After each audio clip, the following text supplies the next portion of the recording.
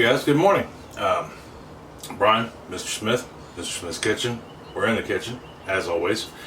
And today I thought we'd do some baking, like we do every week. And we're going to do a Kentucky butter cake. Chris has been on me to make this for a minute now. And I was searching for a pan that I saw on the particular recipe that she had sent me on Facebook in our group. And which is Mr. Smith's Kitchen. If you get a chance, check it out. And I come to find out after looking at several recipes and different thoughts and processes on this cake that a majority of these cakes are made in a bundt cake pan, including the original recipe that came from, well, they believe it's the original recipe that came from a lady named Nell Lewis in Missouri. So why it's called a Kentucky butter cake, they don't know. At least the people that I read the background of this cake on weren't really sure why it was called a Kentucky butter cake. So if you know, leave a comment, leave something on Facebook and let me know. But it came about in 1963. It was a contest winner that in a contest that Pillsbury holds annually. She entered it, it won, and it went into their cookbook, or their baking cookbook. At any rate, so I thought, well, we've got bundt pans for days here, so let's just do it in the traditional form in a bundt pan. It'll still taste the same. It'll just be not in a round 4-inch 10 by 10 inch baking pan, or a weird tube pan. But anyhow, so that's what we're going to do today at any rate. If you are new to my channel, welcome. If this is your first video, I hope you get something out of this video and you check out some of my other ones. If you're returning, thank you. If you're one of my new subscribers, thank you and welcome back. And on that note, don't forget to like, subscribe, and share. Thumbs up, thumbs down. That's important. Notification bell. It's all important because it gets us out into other people's feeds and helps grow our community. You know, we're a community of good neighbors, basing our good neighborness around just being kind in food. You know, whether it be our baking on Thursdays or our dinners on Wednesdays, or, you know, here soon we'll be out in the garden playing around. I already got stuff in pots and seeded. Now we're just waiting on them to get some stamina going. I did marigolds this year for the first time ever. That's kind of cool. They're actually sprouting already, and it's going to save me a fortune in marigolds. I've traditionally bought them and put them in the garden, which we'll explain why that is in another video. But I actually got some to start growing, and I think that's pretty amazing. I love to watch things grow. But anyhow, this cake. I will give you all your measurements in cups, tablespoons, teaspoons. I will also give them to you in grams, so that way more people can play along, right? And if there is another option on weights and measurements and that I don't know about, feel free to let me know. I mean, I think grams and, you know, and then cups and tablespoons, teaspoons are pretty much the standard everywhere. Anyhow, that being said, like I said, don't forget to like, subscribe, share the video. Helps grow our neighborhood. And I think that's it. So let's get down to the counter where we'll go over things you need and start building us a cake. All right, hold on for me just 1 second. Okay, so some things you'll need to make this cake. You will need a bundt pan, which I have flat buttered and floured already. That is so important when it comes to any cake pan really, but especially bundt pans. If not, that bad boy's going to stick in there and you'll never get it out. So we've got our bundt pan, we've got that buttered and floured. Sorry, I had to set that down on the counter out there. Next thing we're going to do is we're going to turn our oven on 325 and get that bad boy warming up. So we got that warming up. Things you will need as far as baking goes, you will definitely need a scale. And there's just so many reasons for this, but mostly just so you have a good, accurate cake. And if you want to make it for other people after you've made it for your family, you know, you want consistency. So scales are important either way they go. and they're not expensive. You can pick a decent one up for about 20 bucks, you know, and then they go up from there up into the hundreds to $1,000. You'll need at least a couple bowls. I'm using a stand mixer with paddle attachment. If you don't have a stand mixer, you can just easily use a large bowl with a hand mixer, you know, or just your hand and a whisk for that matter. And then you'll need another medium-sized bowl for your wet ingredients. This is what's considered a high ratio cake, and which I've done cakes like this before, but I never knew why we did them. So I want to explain this real quick. And I know you're thinking, Brian, just get to making the cake. But this is kind of a cool thing. So normally in a cake, you put your dry ingredients in one bowl, whisk them together, set it aside. Then you put your wet ingredients in a bowl and you cream everything, right? So your butter, your eggs, your sugar would all go in this bowl. A high ratio cake means that there is by equal to or more sugar than flour, which means we can do things a little backwards, which is kind of cool. So this is going to take a little different process, and it goes well with most pound cakes, rum cakes, anything that's kind of a denser cake. And what it does is it allows it to be a little more moist and tender on the crumb. So that being said, let's get started baking this cake. First thing we will need is, like I said, our bowl. And in this bowl, I've got 4 large eggs. My eggs are at room temperature. I know you can't really see the eggs, but they are there. 4 large eggs, 200 grams worth of egg. And I'm just going to beat these up real quick to kind of give them a head start, because we're going to mix this all together, mix a few things in here. And to this, we are going to add some buttermilk, which is 1 cup, 250 milliliters of buttermilk. And you also want that at room temperature. Now, I don't buy buttermilk. I buy powdered buttermilk and make my own. It seems to last a little long. It lasts forever. Buttermilk, unless you use it all the time, it goes south pretty quick in your fridge. Where the powdered, I can open up that container and it's good for 8-9 months, you know, and it gives me a longer time span to use it, and it tastes just as good. You can also use regular milk with a little bit of lemon juice in it. And the last thing we're going to put into this is some vanilla. We're going to put 2 teaspoons of vanilla, which is 8 grams worth of vanilla, in with our batter, or with our buttermilk mix. And we'll just give that a good mix, make sure we're in good shape as far as that goes, just like such. And then, much like we would normally our dry ingredients, we'll go ahead and set this to the side and move on to our next bowl, or in this case a stand mixer. And in my stand mixer, I have 3 cups or 360 grams of just regular all-purpose flour, just plain old white flour. And to this, I am going to add a whole slew of characters. We are going to add some sugar, which is 2 cups, 400 grams, you know, so equal to or more than, and in this case, it's the gram weight is more. The overall weight is more, not the measurement, but the weight. And we'll put that in there. 2 cups, 400 grams of just plain old granulated sugar. We're also going to add, and I've got all 3 of them in a bowl, or in this cup right here. I have 1 teaspoon of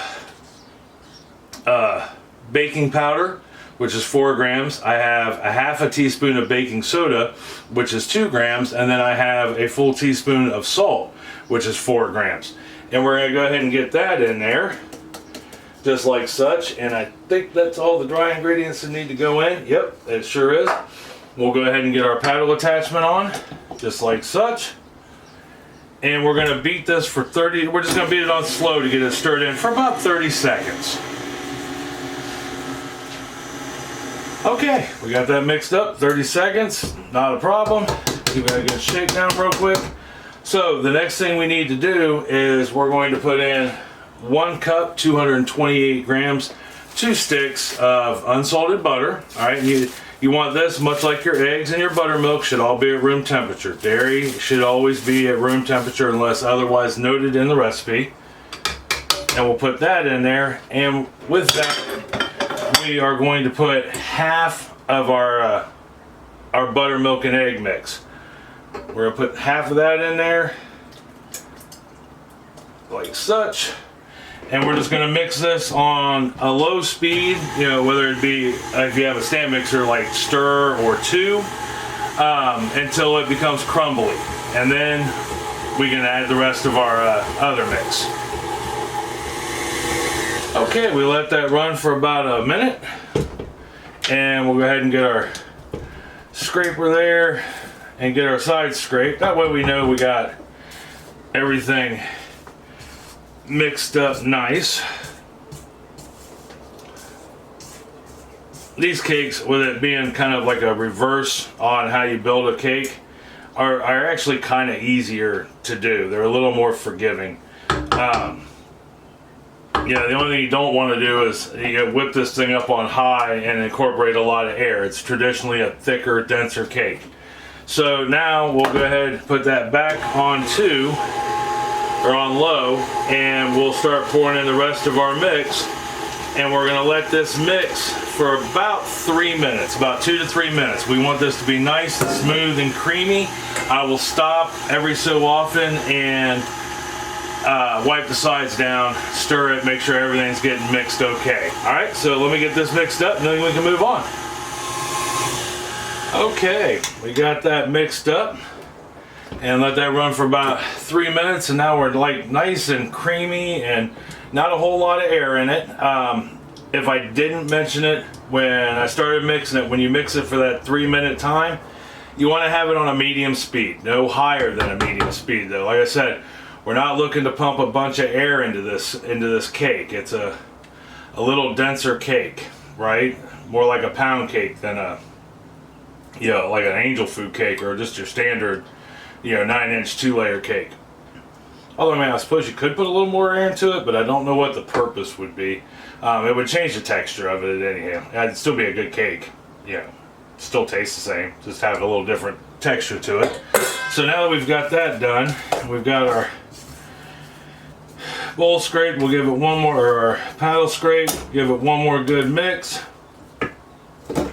Get her off the stand mixer here. Get this bad boy moved out of the way. Ooh. That down there. And then we're just going to put it in our bundt pan. Now, if you remember from the last two videos I did that involved bundt pans, we want to make sure that this doesn't get any fuller than 2/3 full.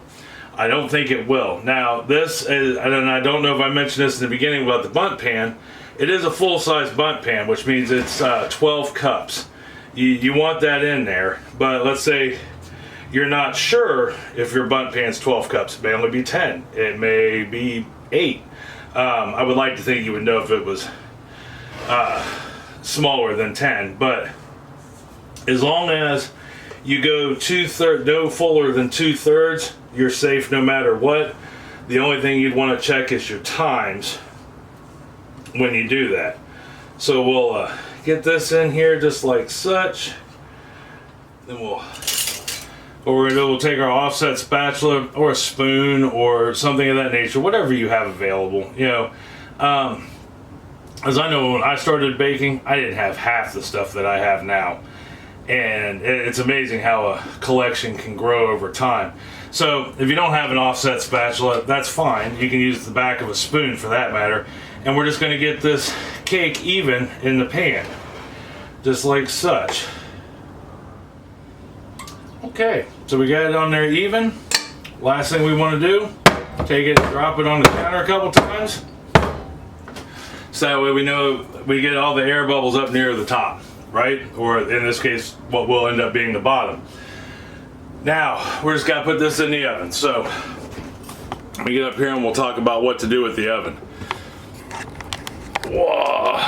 Sorry about that. That was kind of a quick move, wasn't it? Alright, so we'll get this in the oven at 325 degrees. This oven's already set. It told me it was ready to go. We want to make sure that our rack is in the middle. Put it in the oven, in the middle of the oven. And we're going to set our timer for 1 hour. And we're going to let this bake for 1 hour, at least a good start. You want to start checking it at about 55 minutes. So, it's no different than anything else. You'll want to do a toothpick test on it. Yeah, so you'll stick a toothpick in the center of one section. I'll probably do all 4 sides, which I'll show you when we pull it out. And then that way we know it's done. It should come out clean with just a little bit of crumb on it. No different than any other cake, any other pound cake, bundt cake. You know, clean, no batter left on it, with a little bit of crumb to show that it's baked, but it's still moist. All right, so when I come back, we'll actually won't even have this pulled out of the oven yet when I come back, because we got to make the sauce that goes on it. We'll start making that about 30 minutes into this cake baking. So when I come back, we'll make the sauce and then we'll go from there. All right, I'll see you here in a second. Okay, so got everything cleaned up, a little more organized. And now we're gonna make our glaze that goes on top of it. And this serves 2 purposes. When the cake comes out of the oven, we're gonna poke several holes in it, and we're gonna pour some of this glaze down into the holes. That way it gets all that ooey gooey sugary goodness in the inside of the cake, which will make it super moist. And then once the cake is cooled, we're going to pour the remainder of it on top of it, which will form like a glaze you would have on a donut. And this cake is not healthy by any means, but it is going to be delicious. I can just feel it. So in my saucepan, I have 5 tablespoons, 86 grams of unsalted butter. All right, I'm currently letting it melt. I've got it on. To this, I'm going to add a 1/4 cup, 50 grams of sugar, just plain old granulated sugar like we put in the cake. We're going to add a 1/4 cup, 57 milliliters of just room temperature water. And the last ingredient, four simple ingredients, just four, is another 2 teaspoons, 8 grams of vanilla. And we're just gonna whisk this. We're gonna whisk this or stir it if you don't have a whisk, which you should have a whisk. That should be a basic tool in everybody's kitchen.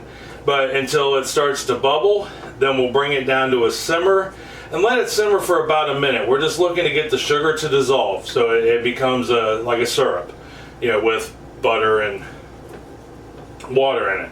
So we'll go ahead and get this melted, and then after we get it made, all we got to do is we'll take it off the heat, obviously, once it simmers for a minute and all the sugar and butter's melted, sugar's dissolved.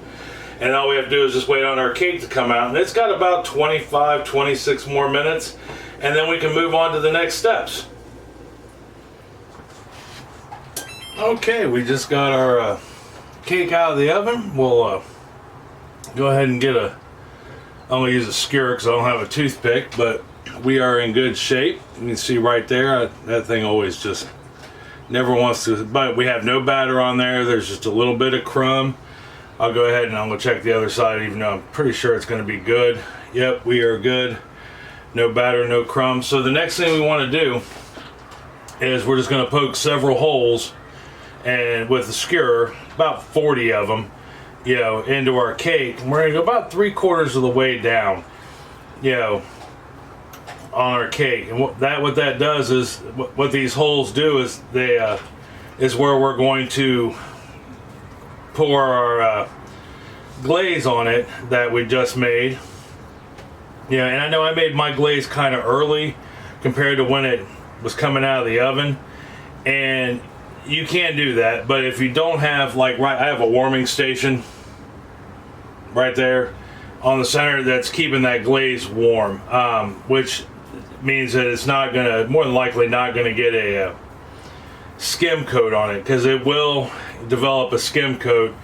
So if you want, after you pull this out of the oven and after you poke the holes in it, you can make your glaze then. I just knew I was going to be in here and I wanted to show you how it was made, so we went ahead and made it prior to. But once we get our holes poked into our cake here, just like such, and it's kind of like a really fancy poke cake is what it kind of comes down to. But we got our holes in there, so the next thing we need to do is grab a spoon. I'm going to give that another quick whisk real quick just to make sure we are still good. Turn my warming center off. And even if you make it early and you don't have a warming center, or a little early, just pour it into something that has a lid on it. You just want it to be airtight. And we're going to take about half this glaze and we're just going to slowly pour it on here, getting it down into those holes. Okay, we got our glaze set on there. So the next thing we're going to do is we're going to let this bad boy cool for about 30 minutes. And then we will move on to the next step. We've only got a couple steps left before we can actually cut into it and eat it. But right now we need to let this cool for 30 minutes in its pan, sitting upside down just like it is. When I come back, we'll take it out and we'll talk about what to do next. All right, see you here in just a second.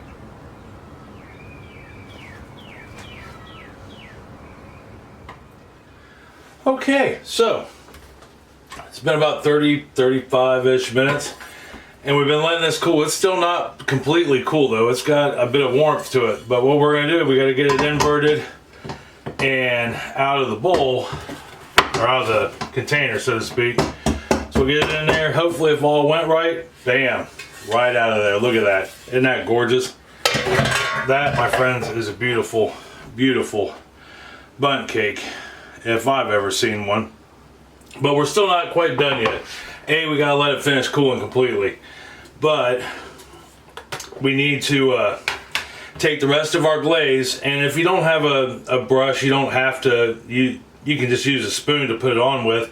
But what I want to do is get this glaze on here, and we're gonna put it on, you know, not real fast, not, you know, because we want it to soak into the top layer of this still. And it will. I don't know if you caught when we were putting it on the bottom, poking in holes and pouring it in there, how the cake still was soaking it up. You know, it was pulling it in. And we want that to do that on the top here too. So we don't want to do it real fast. We just want to get it on there real, you know, get it on there good and solid and evenly coated. Okay, we got our glaze on there.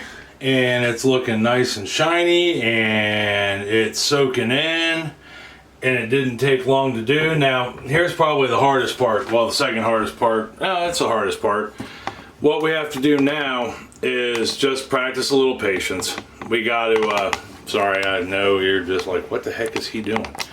What we're going to do is we're going to let that thing completely cool. So it's got to go about an hour. Once that we give it another hour, the only thing we have left to do, is sprinkle some powdered sugar on it, which with that, if you're not going to serve it within that hour, go ahead and put it in a container. But you want to put powdered sugar on it right before serving. If not, the powdered sugar will just disappear into the glaze. Yeah, but it gives it a nice look. We could just eat it now, but I want powdered sugar on it. So I'm going to let that sit for an hour. When I come back, we'll sprinkle some powdered sugar on it, take a good look at it, go, ooh, wow, that's beautiful. And we'll try a piece. All right, I'll see you here in a second. Okay, so we'll let her cool down to room temperature. The glaze is, you know, gotten a little solid on there, and it looks delicious. It's got such a nice shine to it. It doesn't really do it justice on there. So the last thing we want to do before we serve is put our powdered sugar on there. So we'll just Tapas doesn't have to be a ton by any means. It's, you know, just more for decoration. Like I said, we could have just gone ahead and eaten it, yeah, right there off when we got done with the glaze and let it cool just a hair more. But I mean, why not? Let's go for the full effect, right? So we'll go ahead and get that on there just like such. Powdered sugar is the devil and an angel all at the same time. Gets everywhere, but man, it does make a pretty cake. And there we are. One absolutely stunning Kentucky butter bundt cake. I absolutely love it. All right, so let me get my plate. And give me 1 second. I gotta get a knife. I'll be right back. Okay, I'm back. Knife. I even got an additional plate because I know Chris wants to try this. She's the one that requested it. So I figured we'd just cut her a piece while we were at it. I'll tell you, that thing cuts just like butter, so to speak. But I don't need a big piece by any stretch of the imagination. Of course, I don't think anybody needs a big piece when it comes to things like this. Get you in trouble quick, so to speak. But that's all right. We'll go ahead and get Chris's cut while we're at it.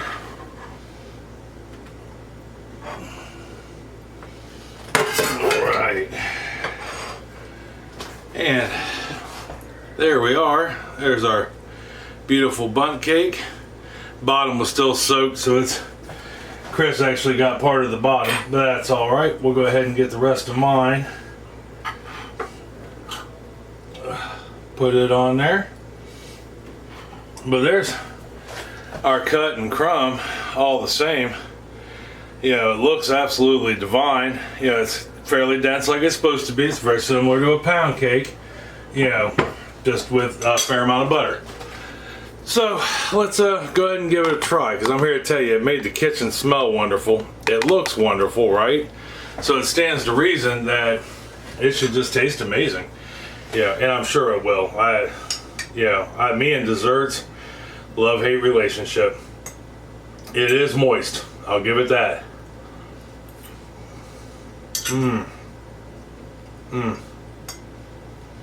Yeah. That is a beautiful cake. This would go good with a strawberry filling on it. Not that it really needs it, but because it tastes good on its own. I don't even know how to describe it. Other than it's sweet, it's buttery, it's moist.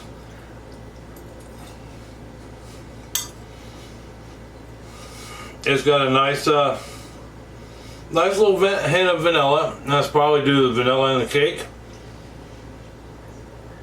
and the vanilla in the simple syrup we made, basically the glaze. Yeah, I'm putting this down before I eat the whole piece, and don't get to eat any with. Well, I can always cut me a second piece, which is always a grand possibility. That's a good cake. I like it. It was easy to make. It was no fuss, no muss. Didn't require a lot of dishes. There wasn't anything fancy about it. It was a good basic cake that's got an amazingly good flavor. I don't even know how else to describe it. You know, it's moist, it's buttery, it's vanilla-y, if that's a word. You know, it's awesome. Maybe put it would go good with a, it does taste like a donut, like a cake donut. The glaze gives it that cake donut taste. That's exactly what it is. And this would be awesome with a strawberry topping on it, or a cherry topping, or a blueberry topping, a fruit topping in general, or just plain. If you try this, let me know. Leave a comment down below. I highly recommend you try it. Even if you're not, if you're not proficient in cakes, or just starting out, or want something quick and easy to play with, because you've been making complicated stuff forever, this is definitely the one to try. Hands down. Let me know if you do. You can either put it in the comments down below, or snag us on Facebook at Mr. Smith's Kitchen. It's the group on Facebook. And let us know. Or if you've got a similar recipe, let us know. But try this one. You'll be pleasantly surprised. So next week, I have no idea what we're doing for dinner. Dessert, as it stands right now, unless something amazing comes my way, we're going to do another bundt cake, but this one's a pecan upside down bundt cake that I think we'll really enjoy. It looks amazingly good. It's on our Facebook group page if you'd like to check out the recipe. I found it wandering the interwebs, and thought we would give that a shot. If not, something else may come up, so I can't guarantee it, but all the same, I guarantee you we'll cook dinner together if you'll have me, and we'll do dessert together if you'll have me next week. But until then, I love you. I love you very much, and I mean that from the bottom of my heart. Tell somebody else that you love them and you love them very much. It's going to make them feel a whole lot better. It's going to make you feel good to tell them. And if you make them one of these Kentucky butter cakes and cut them a slice, that's tons of conversation right there. and it'll show them how much you truly love them. So until next week, I'll see you then. I love you. Talk to you later.